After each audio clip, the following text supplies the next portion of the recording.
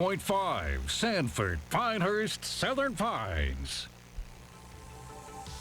It's now time for the Recovery Boys, Lewis Finch and Macon Moy, as they spend the next hour with you discussing the issues of alcoholism and drug addiction, as well as the road to recovery.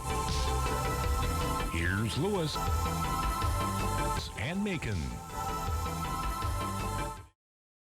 So good evening, everybody. I'm Macon. And I'm Lewis. And we're the Recovery Boys. Yeah, another week of sobriety Twice to in a report. row. Yeah, but it's also another week of sobriety we can report, Lewis. Yes. That's always good. It's always good, especially all this free money floating around. I guess if we wanted to go buy something, we'd have extra money to go and do it. But luckily, that hasn't made sense to us this week, so that's a good thing. We want to thank everybody for tuning in tonight, especially those of you listening to us online. You can catch us on therecoveryboys.com. That's our website. There's a listen live option for you where you will click on and it'll take you to the audio feed of WFJA, which is our flagship station, 105.5. Here in the lovely town of Sanford, North Carolina. Actually, Tramway, I guess, technically is where we are. Yes. But it's a great place. Our buddy John Hockaday, our owner, has made it possible for us to do this, along with small amounts of money that we throw at him from time to time. And so if you want to call us, 866-465-3110 is our number into the studio. Our crack producer Roy will pick up the phone and put you right through if you have something that's urgent to talk about. If not, email us on the recoveryboys.com website, and we will send you a reply as soon as possible. Usually about this time, as we start the show, we talk to Kayla, our young, new to sobriety. Actually, she's not so new anymore. I mean, she's been sober for a while, and we talk to her and we find out how she's doing. We've had some technical issues. If you turned into the show last week and you went back and listened to the webcast, the audio levels for Kayla were almost, you couldn't hear it. And so we have some weather in the area tonight, and it's messing with our technology a little bit. So we're going to wish Kayla the best, and we will have her back on next week. And we apologize to her for all her pearls of wisdom that she gave us last week, that you had to strain hard to listen to it. She does give us hope. She does, and it's so cool to see somebody her age with her responsibilities embracing the fellowship. Could you have done it when you were that age? No. Me neither. When I was her age, the people that I viewed as alcoholics were the hobos, sleeping on the railroad tracks. And drugs were, golly, it was just not something that was, we certainly hadn't glorified it, and it was not something people really talked about. I'm sure there were plenty of people doing drugs, but it wasn't cool to do drugs back when we were growing up. No, but drinking was pretty cool. Drinking was way acceptable. Cool. Drinking was way cool. Well, listen, things haven't changed a whole lot, have they? No, they really have not. They're really not. Lewis, how was your week? Very nice. Very nice. Getting a lot of work done. We are getting more calls in.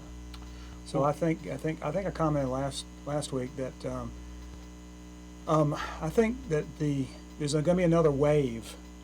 I think there's going to be a wave of coronavirus issues at some point too, as we open up. Probably will be as we get closer together. But I think you're also going to see, as the unemployment checks run out at some point. Yep. And businesses that are just now hanging on. I think I heard today that a third of the restaurants in the country were probably going to close down.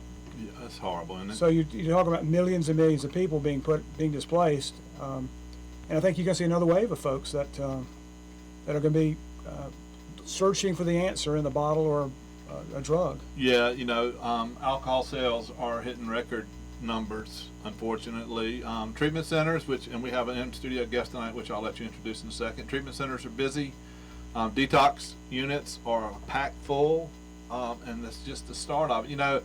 One of the other things, in terms of these new numbers they report on COVID-19, there's I think one of the facts that we all need to at least factor into our assessment is we're doing more testing now. These people, a lot of these people that are coming up positive, probably were positive already. It's just that we weren't testing that many people. So I think it goes without reason that as we test more people, we're going to have more numbers. And it's just, I don't know, it's divided like we needed more division in this country. It's divided. Everything seems to be divided along political lines these days. And you would think that this would be one thing that would not be divided politically, but it seems to be. So I don't know where it's going to all go, but I do know that our people, the special people. Ours are together. Yeah, our people, the special people, the ones that are in recovery, continue to do the things they need to do to survive, and the ones that have yet to travel to recovery are having a good time. They are drinking and drugging, and they needed another reason. We've given them plenty of reasons in the last 3 or 4 months to deaden all the pain and all the anxiety with substances. Oh yes. So yes. It's and so Wellwyn, everything good at Wellwyn? Mm-hmm. We're still doing everything virtually because well, state hasn't fully opened up yet. Our population tends to be a little bit older anyway, so we're kind of taking precautions in that regard. We probably will not go back in until sometime in July, in middle to late, just to make sure. We have several people who are older than I am, if you can believe that. I can believe that. People are older than me. I actually can't believe that. I was I didn't tell you this last week.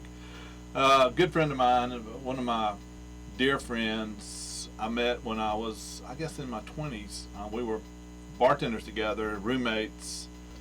He became like a brother, and he was in a accident about 2 weeks ago. He had and I don't know all the particulars about why he was messing with a camping lantern, but it exploded and it covered him. And he has 46% of his body with 3rd-degree burns, and he's got compromised immune system. He's got diabetes. He's never really taken care of himself. Hard to believe that a bartender wouldn't take care of himself, but that's in fact what happened. So in the state of North Carolina, there's 2 burn centers, one in Chapel Hill and one in Winston-Salem, one for the west part of the state, one for the east part of the state. So my buddy is at the burn unit at Baptist Hospital, and we didn't think he was going to survive. He is, it's horrific. And he's got, family is in New Jersey. So his sisters called me. Immediately we found out what happened, and we're doing everything we can, but we're kind of helpless. There's not a whole lot you can do. And so finally it was decided that they would allow one person to go in and visit him in the burn center. His sisters called and asked if I would do that.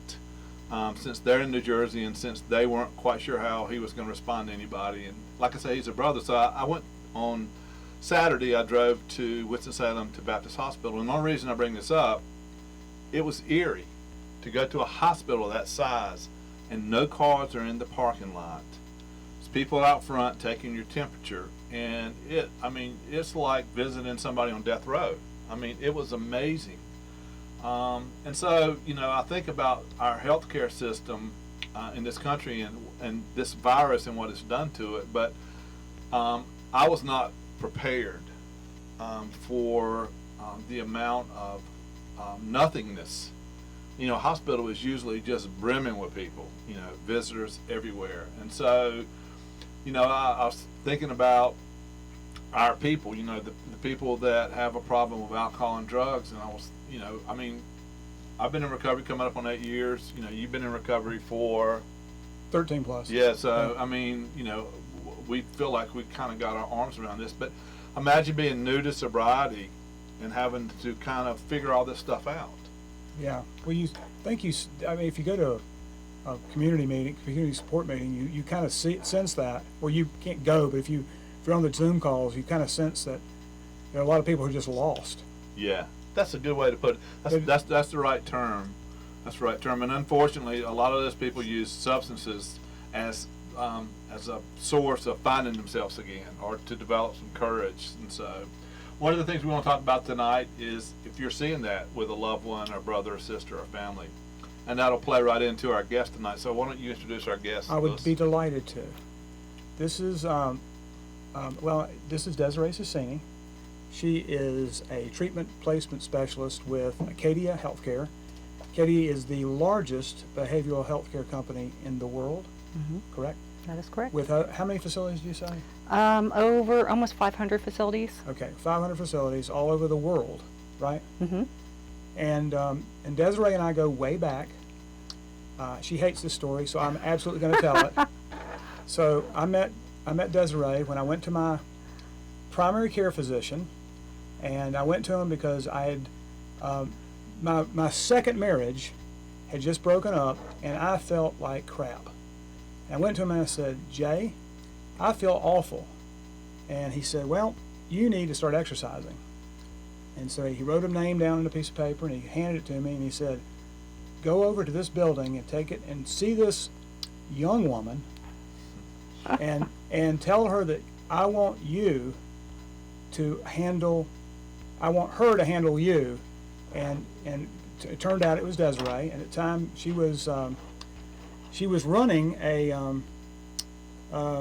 health, what do you call it?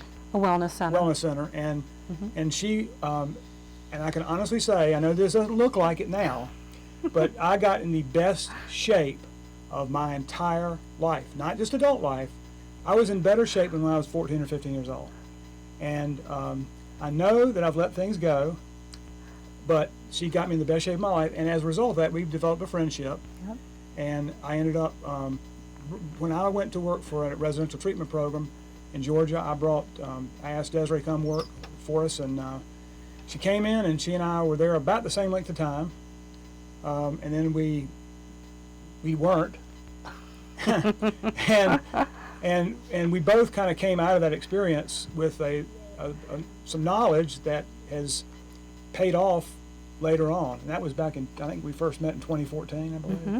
Yeah. And but what Desiree does now is she matches up addicts and alcoholics. That's not politically correct. People suffering from substance use disorder with the proper level of care. Plus, she matches them up based on their ability to pay. I mean, there are a number of factors that go into this. Their demographic makeup, their ability to pay, and there are a number of other factors, like their co-occurring disorders, which I'm hoping she's going to discuss some of that as well. But so, Desiree, thank you for coming on with us. Well, thank you, Louis. You're very Yeah, welcome. welcome. Thank you. So, Louis, you actually got me in this business, and I've worked with you for several years. And so with Acadia Healthcare, I actually live here in the Raleigh area, but I'm one of 48 treatment placement specialists around the country. So we act as a free resource to either help a family or a clinician or a hospital find, in most cases, residential programs, either inside or outside of Acadia's programs. And we kind of handhold the family throughout the whole process. I'm also a big believer in continuing care from working with Louis. So I'm making sure that there's like a 12 to 18 month continuum for these clients. Because as we know, we can do a residential treatment placement and keep somebody safe for 30 plus days, but the hard part is when they're coming back out and real life happens. And I wanted to kind of comment on what Megan was saying, because in May I placed more people in that 1 month than I've placed in my entire time at Acadia Healthcare. In 1 month. In 1 month. In more than any other month since you've been there. Correct. Wow. Correct. And In May. in May, and you would think people would be concerned about traveling, but they weren't. And we don't have a lot of treatment. Money too. Money too, Yeah. yeah. Wow. But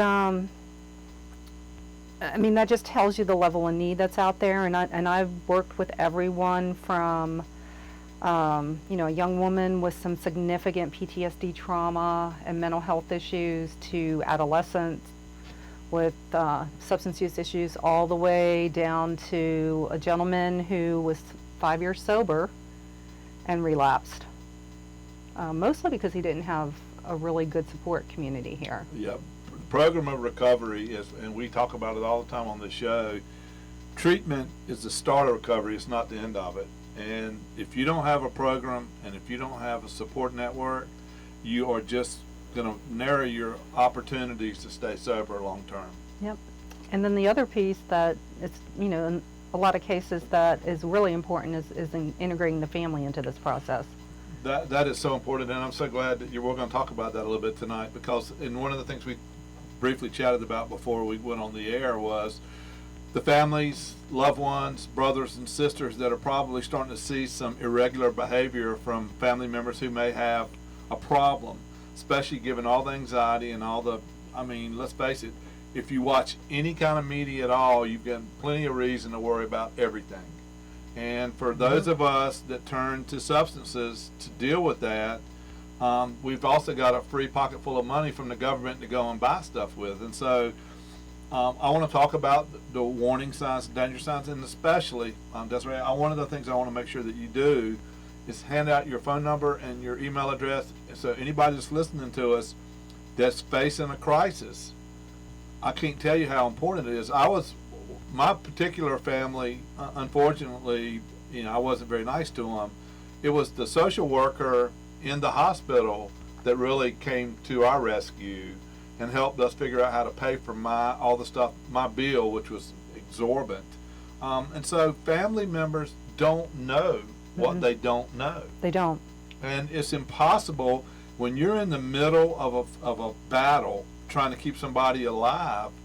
It's not the right time to try and learn, and so you have to trust that somebody's going to be looking after you. It's unbelievable to me that you guys offer this as a free resource to people. I mean, it makes perfect sense. I'm sure it's a great business practice for your company, but it's invaluable to the people that are out there struggling to, what do I say to this family member? What do I do?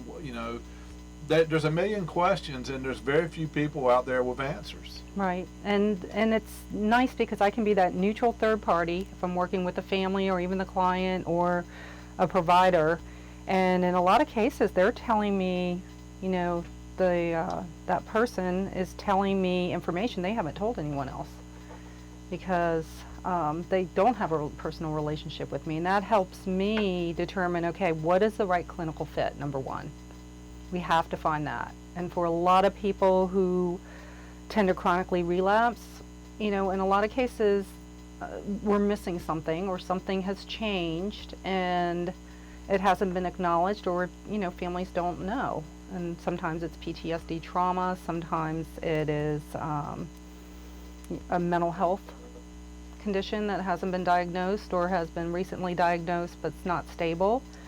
So that's, it's tough because families will be in this crisis, they don't know what to do, they're trying to take care of their loved one, and then they're like, okay, what do I do to try and find, should I look at residential? Should I just take them to the hospital? Do I need to have them go outpatient? Well, usually they do the Dr. Google thing. Exactly. Which is probably the worst possible thing they can do. So dangerous. It is. So dangerous. I mean, the information out there is abundant, and it's always leans towards the people trying to cash in on these opportunities. Right, or you'll find a great program, but their insurance doesn't work with it. So. Right, and why don't you, we talked about this before, because I think you come at this from a different angle than Macon and I do. Mm-hmm. Your background, you were a family member. I was. Mm-hmm. Kind of take us through that process where, I mean, you aren't aware of it until it's almost past. You realize that. So kind of take us Yeah, I mean, my mother had some mental health and substance use issues. Unfortunately, since I was a young girl, she had a lot of health conditions. She had Crohn's disease, and back in those days, because I'm not such a young girl, prescription drugs were given out like candy, and there wasn't such a thing as a pharmacy looking to see if there was any drug interactions or what you were taking or where you were getting this. And in a lot of cases, I remember my mom being really sick, and I was young, and I practically was the parent in that relationship. And unfortunately, my mom passed when I was 24, and at that point, I had co-signed her house so she wouldn't lose it, and had already bought my own house. And in the midst of that, I had a very close family member, my sibling, who was also battling alcoholism at that point. She was kind of early in that. And so I understand what it feels like to be drowning and not know what to do, because you're just trying to stay above water and survive and pay the bills and figure out how to, motivate this person to do what you would like them to do. And in a lot of cases, when I'm working with families, I can kind of see there are no boundaries, and there is severe codependency. And I think everybody's heard this term, loving your loved one to death. Exactly. And so what I try to do is I try to pull together a team for this person or for this family. So sometimes I'm asking the family, who are you seeing? What support groups are you going to? Educating them that you can help this person try to go to treatment, but they ultimately have to make that decision. You have to take care of yourself. Because none of your facilities are lockdown facilities. Once they get there, No. they can walk out the door anytime they want. That's right? correct. People yeah. don't understand that. If they're there, they can simply pack up and leave. Right. You can't keep them. Right. So, in a lot of cases, it's the family has to be really strong. So that can be, employing recovery coaches, interventionists. Just as there's a lot of barriers to treatment. It could be financial. It could be geographical. It can be employment. And then that recently that's been an issue, the geographic thing, right? Getting them to treatment because of the issues with airplanes and driving, right? It has. So a lot of our facilities across the country, they're not local. Our closest facility is down in Wilmington, but our next closest facility is actually in the Georgia mountains. So for some clients, they have chosen to drive to treatment as opposed to fly. But again, trying to make sure that whatever program we're looking at is going to be clinically appropriate and be able to meet their needs. Plus, you got people going through detox. You actually have, you can create all kinds of crises if you don't manage the detox process properly pre-treatment. That's correct. And that's one of the things that I think sometimes people just fail. They don't understand that you don't just put somebody on an airplane that's been drinking a fifth or 2/5 of vodka a day and send them out to treatment, and you get them back in 30 days and they should be all fixed. I mean, No. they could go into all kinds of medical complications if you don't maintain.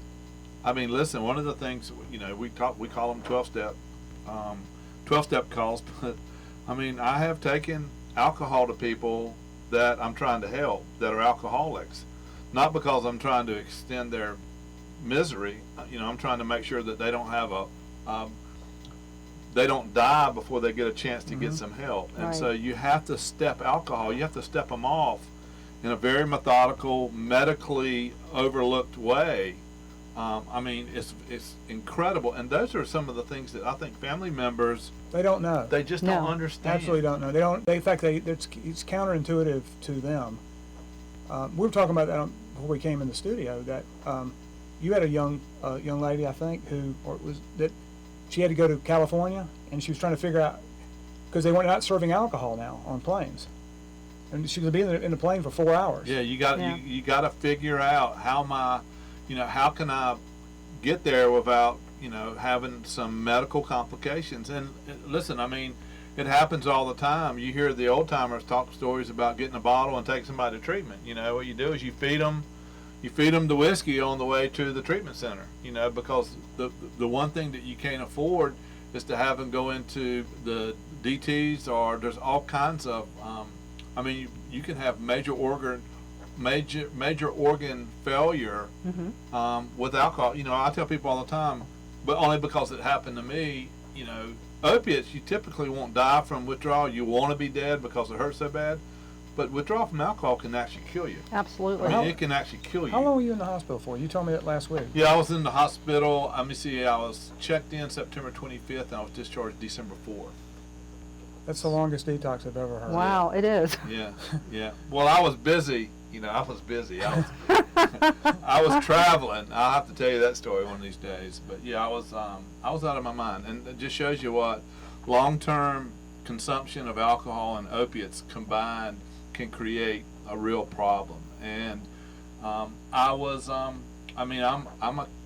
I'm a case in point of how dangerous it is to think you can do it by yourself. You can't. Right. You Well, ju- you're you also just a miracle, can't. Megan. Yeah. I mean, seriously, you should be dead. No, there's no question Yeah. about that. There's no question that I had enough. You know, it's funny. I say it's funny. It's not funny. I had friends who came by to say goodbye. They found out I was at the hospital right down the street from one of my little drinking spots, and the word got out that I was dying, that I had killed myself with alcohol and drugs. And if you wanted to say goodbye, and you know, it's funny. After I got back from treatment, I went to the ICU where I spent most of my time. And when I turned the corner, one of the nurses looked at me. She said, "Oh Lord, that crazy man's back." Only this time I wasn't in a wheelchair. And you know, I talked to him before I was there really to thank him for saving my life. And she said, "You sure do have a lot of friends." So you know, it is a miracle.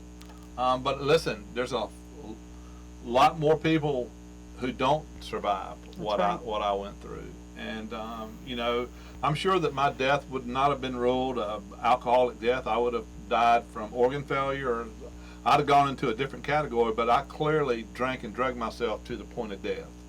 And it happens every day, and it happens to people who should know better. I mean, our disease crosses all lines of education, race, color, creed. Doesn't really matter. And that's the reason that it's so important, especially given the current circumstances of the way our society is just at odds with each other. There's so much tension in the air. People like me, if I was still drinking, I'd be drinking a lot more right now.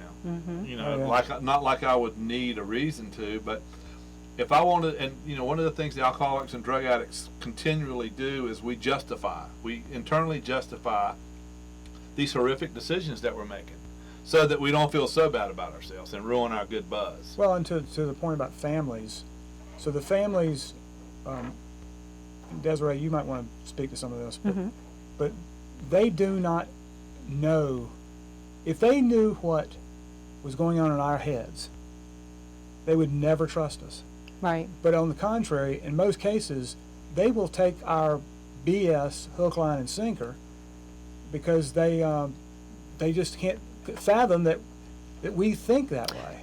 And I think they want to believe it too. They want everything to be status quo. I remember I heard you say this one time. It says alcoholics and addicts are professional liars and families are amateur listeners.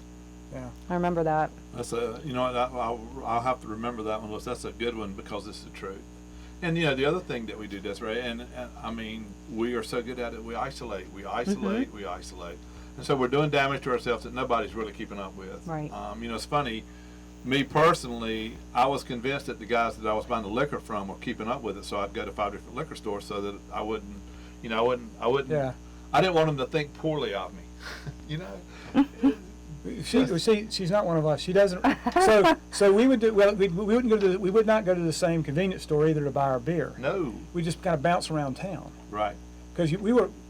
I would imagine that would convince you that you don't have a problem if you're able to do that. But if you're buying from the same place over and over again, you might. I mean, but our egos are so out of whack. Well, and that we think people are actually thinking about us when we walk into. That's true. But I will also say that I realized probably 5 years, 2000, let's call it 2006, 2007, 2008, when I got locked out of my house and my locks changed and I couldn't go back to my house. I realized I had a problem. But I was continually convincing myself that I could take care of it. You know, I'm going to stop drinking tomorrow. I'm going to go ahead and finish today. Right. But tomorrow, man, I'm going to get about it. And of course, the next thing you know, you'd have to have something in the morning because you felt so bad, and you'd move that start a sobriety to the afternoon, and next thing you know is, you know what, let's just wait and do it tomorrow. Yeah. And then it was the weekend, and then it was 5 years, and it's amazing the lies that we will tell ourselves and the lies we tell everybody else. And so I think that if you're listening out there and you have somebody who's demonstrating even a little hint of this kind of behavior, as Lewis said earlier, if you think that your loved one's got a problem, they got a problem. Yeah. It's not something that you need to sit on the fence very long. And the secret, not the secret, but what do you do about it? You know, when you suspect, what do you do about it? And I think every case is different, right? I It mean, is. you must get all kinds of phone calls, and every situation requires a different game plan. It does. Now, typically, by the time somebody gets to me, it's a crisis level. But what I do run into quite a bit is, especially with like adolescents and young adults, is parents or families on totally different spectrums. So one is very codependent and is very more comfortable. The other person is really gung-ho about treatment. So, if we can't bring everyone together and, what we call splitting, especially with adolescents, our kids can play us against each other very easily. But if they're involved in alcohol and drugs, they're going to be even better at that. And, if we can't bring the family together to help get that person into treatment, then it doesn't really work really well. I've had families who finally get their loved one into treatment, and then they're calling mom or dad or wife or whatever, husband, and saying, this is horrible here, come get me back out. So, they're torturing me, or they're feeding me, the food's terrible here. Right, and so it just starts this revolving door, and so a lot of my work is just educating the families that, hey, this is going to happen. This is what you need to do so you can become educated. This is, how is everybody else in the family doing? Because this is a family situation. Everybody's revolving around that person. Yeah, and it's and Louis, I'll get you to speak to the intervention part of this, but Desiree, you talking about codependency. Explain to everybody what, you see it probably more than anybody, but you hear the term, you think, well, I understand it, but do you really understand it? When you're so dependent on something else, when you're codependent, and I hear it all the time. As a matter of fact, I have one of the guys I work with, he doesn't identify as an alcoholic. He identifies as a codependent. And he makes a big deal out of it when we're in meetings. And so, why don't we talk about that a little bit? Well, codependency can take forms in almost, in any way. So it could be a parent, it can be a spouse, it could be, even a child, an adult child. I was certainly codependent because I was taking care of everything. I was trying to maintain the status quo and fill in for that person, and take their role. But it's. I think that definition is pretty broad in that it can be anything from, again, just taking over for that person to make sure that everything's going smoothly, to not even realizing that you're sabotaging that person by trying to help them. As spouses and parents, we want to make sure our kids or our husband or wife are doing okay. And some of the things that we do actually allows the disease to progress. So, husband can't get up the next morning and because he drank too much, and you're calling work and saying he's homesick. Yeah, it's crazy. One of the things that I did for school, I just got my master's in addiction counseling, co-occurring disorders from Hazelden and Betty Ford. I graduated about 6 months ago. One of the things in one of my classes, I had to go to Al-Anon meetings. Mm-hmm. And I will tell you, I didn't want to go. I'm an alcoholic. And I was amazed at the meetings because, and I would recommend anybody in early recovery or anybody that's in recovery early or late, go to an Al-Anon meeting and listen to the families and listen to the shares. It's unbelievable. It's really pathetic. It is unbelievable. Yeah. Here we are, we kind of feel sorry for ourselves, or we're kind of pounding our chest because we're sober. We very seldom do we ever, and I know we go through the amends process and we talk about how much we care, but I don't think we ever fully grasp how bad we are to those people. Mm-hmm. And it is just incredible. Well, and Des, you brought it up that codependency can take on many forms. The one form that I wouldn't say annoys me, that's not right, but the one form that when I hear this coming out of a parent's mouth in particular really kind of sets me off, that the parent's expectations for, and in most cases, an adult child, and they hear these words, I just wish he or she, Yeah. okay, they're adults, they're over the age of 21, and the parent is still trying to push them into their image of what they want this kid to be or this person to be. If only he did X, Y, and Z. I don't understand it. And a good, healthy relationship is you've done your job, you've raised them, now we're going to push them out the door and just let them, that's what birds do. They push their young out of the nest so they can fly. Right. We do a horrible job and I'm speaking as a parent. I've seen myself in these parents from time to time. I think I may have mentioned this on here. So I have a phrase that I came up, actually someone helped me come up with this phrase, that when someone, when my daughters started coming to me after their mother died, and they would ask me a question, I would jump into savior mode and try to solve the problem. Well, they were at the time, they were in their late 20s, and they would just come, they just wanted somebody to listen. And what I ended up doing was making both of us angry, because if they did take my advice, they only did it halfway, and then I got all the blame. So at some point, I can't remember when this was, somebody said, stop trying, just listen to him, just listen to him. So my phrase is, I'm sorry, honey, what are you going to do about it? And I am sorry. I don't want my children to suffer, but at the same time, that to me, that's the only way they're really going to grow up. That's the way I learned. I don't think I ever learned anything from my successes. They were all done by my failures. You know, that's, they talk about the only way to really learn anything is to fail at it. I mean, that's where the lessons get taught. Unfortunately, successes, breed confidence, but it doesn't really teach you a whole lot. Maybe arrogance. So yeah, I hear you, Lewis. I mean, I had a incident in the last 2 weeks where I had a parent whose child is in trouble, and they called.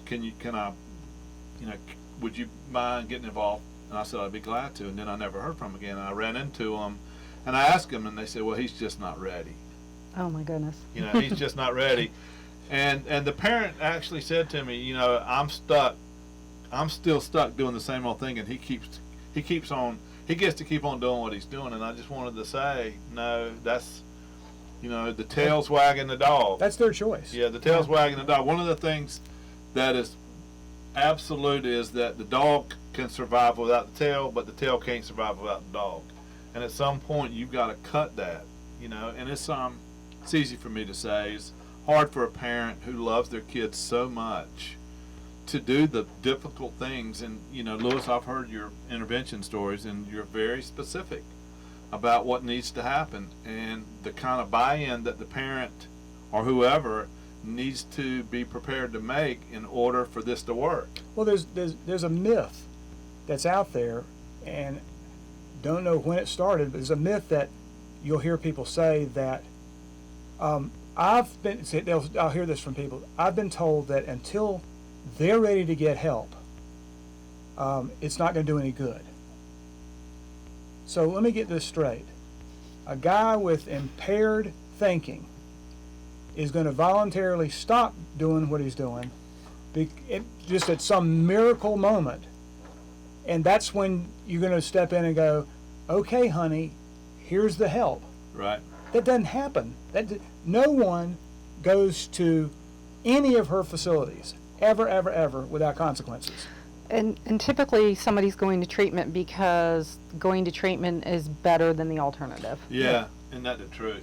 My goodness. And that could be legal, it could be being locked out of your house, it could be family cutting off the finances, it could be risk of losing a job. But the goal is to hopefully help someone get to that point prior to all of that happening, if possible. The best chance is for the family to do what Lewis and what you are recommending, which is to cut them off. I know that I was told by my doctors on several occasions that if I didn't quit drinking, I was going to kill myself, and that was not enough for me to stop. You know, through a series of what I'm now convinced are godlike things, I was forced into a hospital, not because I wanted to be, but because I was forced into it, and because I have loving children, and because they were scared, and you know, just the way it worked out. But people don't. You're right. People don't willingly make a decision to stop enjoying themselves. Not typically. It's just. I mean. Listen. If I'd still be drinking. Yeah. Well, listen. Well, I mean, if there are no consequences, that's great. People ask me all the time, so aren't you glad you don't drink anymore? And I just kind of look at them, it's like, are you crazy? No, I'm not happy about it. But you know what? I am educated, and I understand that I can't. It's not a question of whether I would like to or not. It's a question of whether I want to be alive or whether I want to be dead. And so I was lucky that I was educated that way. But you know, I didn't drink all those years and do all those drugs because I didn't enjoy it. Right. You know, and so people, you know, there was never anybody at my dingy little apartment with a gun saying, okay, drink more. You know, I did it all by myself. And, you know, when I was going out buying opiates on the street with money that I had stolen from my mother, you know, I wasn't forced to do that. So it's a lot of bad things. And Desiree, you know, I think that I can't imagine all the different things that you've heard, but why don't you tell us a little bit, if somebody needed answers, exactly how does your process work? So typically somebody is giving out my name and phone number to someone. So it could be, you know, the person of concern, or it could be a family member. And they call me, and I take a lot of information. I get a lot of history. And then I just start putting that puzzle together. Okay, this is what we, you know, what's going to be the right clinical fit? What's available? What can you afford financially?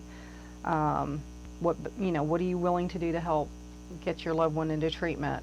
And then again, I pretty much, if it's an Acadia facility, I handhold the whole process. If it's not an Acadia facility, I make sure that they go to a facility that I know and trust, and I always make sure that that other facility, I say it to them every single time, if you cannot end up helping this person, send them back to me, because I'll keep going till we find it.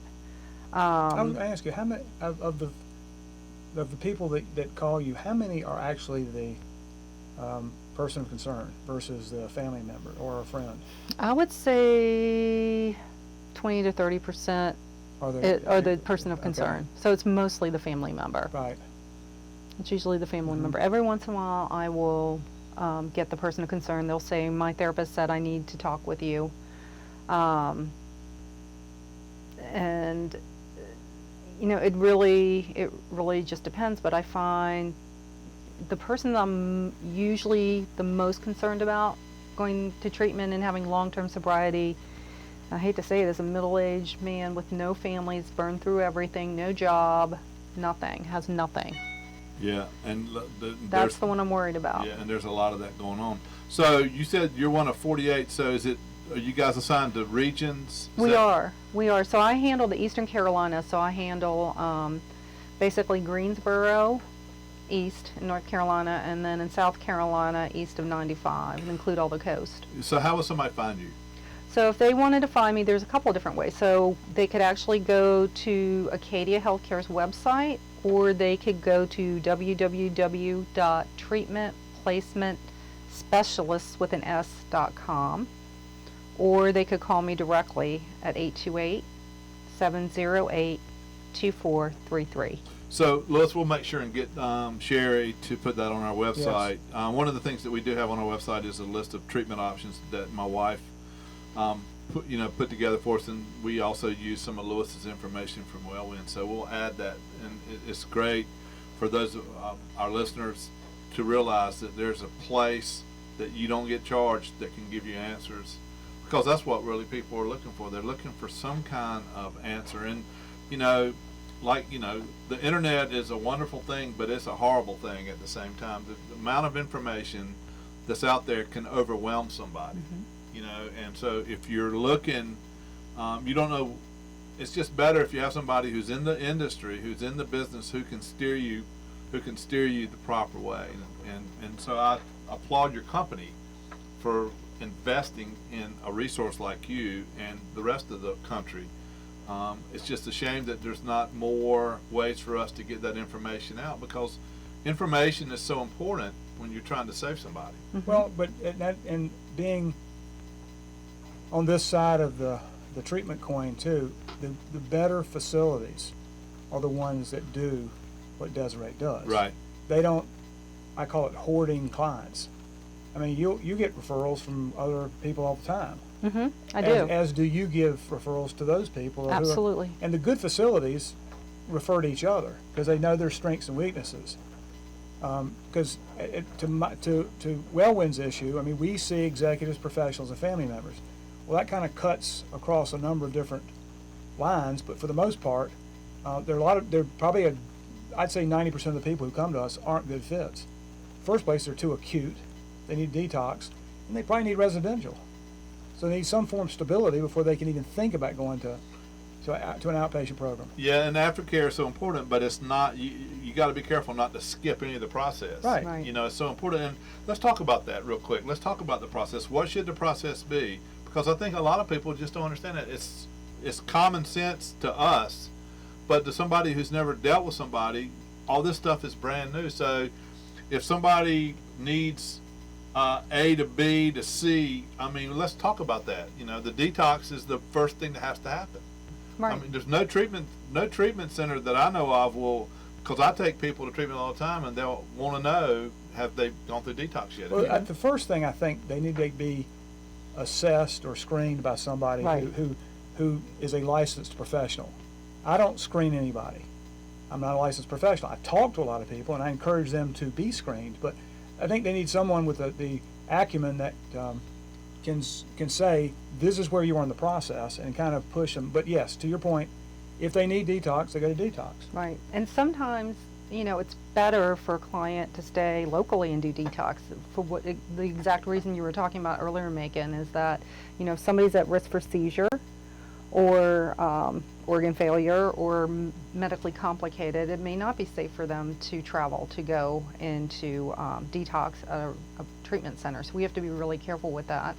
If there's any hint that that's, you know, a possibility, I usually recommend that they go to a local hospital. I work with the family to find out who the social worker is and try to do what's called a door-to-door transfer. So they go straight from detox to the residential treatment Right. program, because as we know, a lot of people will get detox, they're feeling better, they're like, hey, I got this, and they're right back at it in a couple days. Yeah, that term, I got this. That puts more of our people in the ground than anything else. I can promise you I've that. got this. Yeah. You're right. My wife, when she tells her story, she's always that's her term. I got this, Yeah.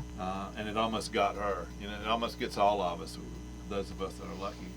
And then so you go to treatment, and you know that's the thing. That's right. Your company's got some phenomenal treatment centers, but treatment is the start of recovery. It's not the end of recovery. No. And people don't come out of treatment fixed. No, in fact, I talk to families about, okay, this is like building a house. So residential treatment is just the foundation here. So your continuing care, your intensive outpatient or your partial hospitalization program that you're stepping down to from this really safe and closed environment, now that you're coming back and integrating back into real life, that's kind of your walls, your windows, your doors, and then your meetings and your community support is really putting the roof on that. And this should really look like a minimum of 12 to 18 months, just for that piece, really. And you know, do I talk to families about that on the you know, front end? Sometimes I do, if we're looking at it financially. We have to be able to afford treatment and PHP and IOP and sometimes sober living. So I have to have those discussions. But sometimes we just need to get somebody into residential and get their mind cleared so they can really look at what that step down is going to be. Because the hard part is when you come back out and you have real life. Yeah, that's what. And one of the things I want to make sure that we explain, or at least speak to a little bit, are treatment's not just for people with money. I mean, there are treatment options for people who don't have money, and So do you handle some of that stuff? I mean, you must run across people with no resources. I do. I mean, I have a resource list for like really low cost, no cost programs. A lot of those programs, unfortunately, don't have a lot of clinical involved. I work mostly with commercial insurance, but I know what programs take what insurance, and you know, there's some programs that I can actually get a client into 2 residential programs and still be covered under insurance, depending on how they're going to utilize those benefits. So I can get somebody 60 days of treatment covered under insurance. I have some programs that are phenomenal programs, and typically, on average, residential program, if you had to private pay, it's going to be somewhere between 20 and 45,000 plus. Right. Yeah. For 30 days. For 30 days. I have one program in particular that's a really fantastic program. Dual diagnosis, works with clients that have some significant mental health issues, and they can, in some cases, do a private pay of 12,000 for 30 days. So I'm always kind of looking to help families with that. I also work with an insurance broker that I just started working with, and he's licensed in North and South Carolina and some other states. So if I have a family who has insurance that isn't the best, he's been able to actually transition that family to better insurance so they can afford treatment. Well, the one thing I want to make sure for anybody out there that's listening, doesn't have any insurance, doesn't have any money, still you should be looking for help. And there are options that we have on our website. You know, unfortunately, we run across those people all the time, and it breaks your heart, but we don't want people to not look for treatment or for help simply because they can't pay for it. I mean, there are options for them. They're not the greatest options sometimes, but it's better than nothing. Well, you had a benefactor, right? I That did. helped you out. I did. Well, a brief story. So I'm in the intensive care unit, and I'm burning whatever I'm burning. I'm on a respirator, and I mean, I don't know what it cost, but it was a lot of money. And I was one of those that had insurance, but I had let my COBRA lapse because I was spending my money on drugs and alcohol. And so I was initially treated as indigent, no insurance, and I'm sure the hospital was looking for every reason to, let's hurry up. Well, as I said, the social worker and my family did some research, and the hospital realized that they could catch my COBRA payments up, which they did.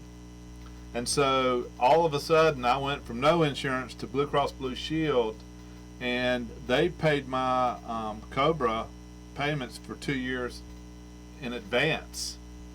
The hospital did. The hospispital did. Really? Because financially, The hospital ended up spending. The hospital paid out $4,000 and billed the insurance company $875,000, of which they got paid. That was a good investment on their I've part. never heard of that before. Absolutely. Well, Wow. some of the rules have changed. I'm sure that was. I'm sure they have, Yeah. but at that point, the insurance company couldn't stop somebody from helping me. It just happened to be the provider. Right. But yeah, that's what happened. And so I went from having no coverage to being completely covered with a pretty good policy because I had been I'd been an executive, I had been successful, I had good health insurance for not just for me but for my family. And of course, when you leave, you have the COBRA option, which is expensive, but I had elected that. And there are certain rights. COBRA gives you certain rights. And so the hospital did the research and realized that, let's just pay it. And that's what they did. And so, but then, the first treatment I went to, my benefactor was my brothers, and they were like, we just need to park you somewhere. We don't really care what happens to you. And I deserved that. And I shouldn't say they did care an awful lot, but they were like, what in the world's going on? The second treatment stop for me was from a friend in Tampa who I had no idea was sober for a long time, and he was a very successful radio executive, and it turned out he was on the board of Betty Ford out in Southern California, and he had some scholarship money because he gave him a bunch of money every year, and as a board member, and he flew into Charlotte and picked me up and flew me to California and put me Betty Ford for 28 days, and he paid for all of it. Well, I can tell you the difference between a low-cost treatment center and a Betty Ford is pretty significant. Oh, yeah. But you know what?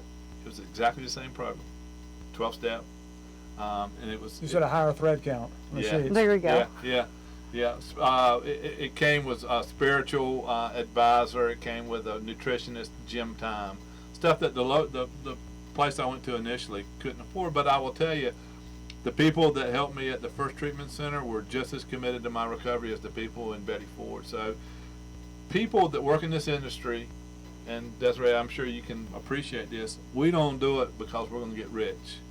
You know, people who work in the helping profession work in the helping profession because they need to help people. Right. And they're either in recovery or they've been affected. I would promise you, probably 100% of the people in the industry have either are in recovery themselves or have experienced a family member or somebody very close to them affected by the disease. And so the people that I had at my very first treatment center were incredibly committed.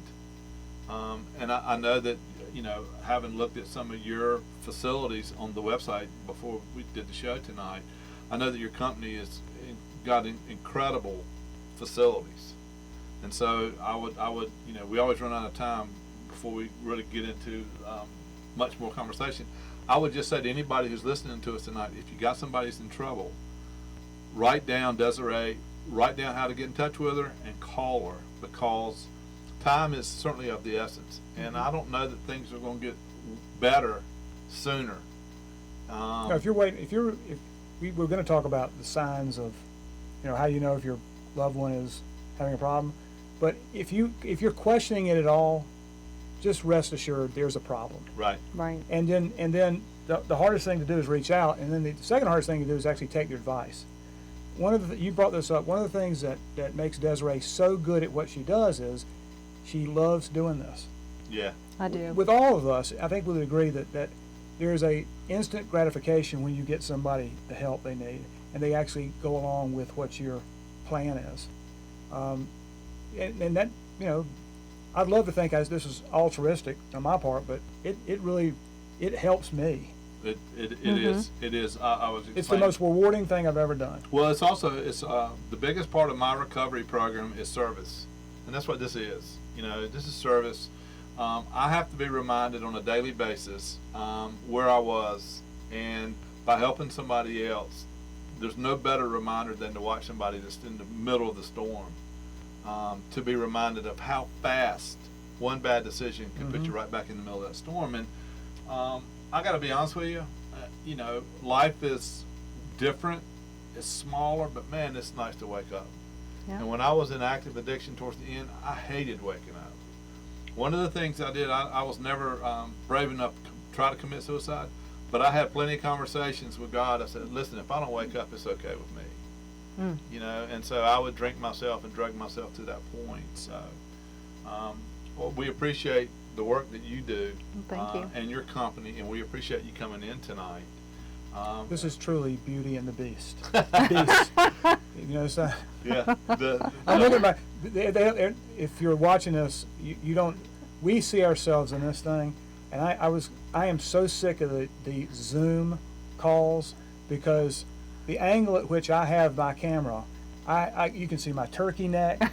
you can see every wrinkle in my face. I realized when I put the sweater on this morning, it must have been dark because it looks like I slept in it. Well, listen, Louis, I think that you always look at the height of professional. Well, and so I appreciate. You need to get your eyes fixed. Well, actually, I do need to get my eyes fixed, but that's another whole conversation. And so we thank everybody who is listening to us tonight. If you got a loved one, if you've got a problem, if you got a loved one that's got a problem, get them some help. You know, and educate yourself into the resources. We're very pleased that Desiree came in tonight to allow us to present her company and her skill set to all the people that are out there. Take advantage of it. Louis, thank you again for finding us a top-notch guest. We'll be back next week, unless something strange happens, which is a very good possibility. Which is not beyond the realm of possibility these days. But we want to thank everybody. Thank you, Terry, and thank you, Roy, for producing our show tonight. And we'll talk to you again next week. Good night.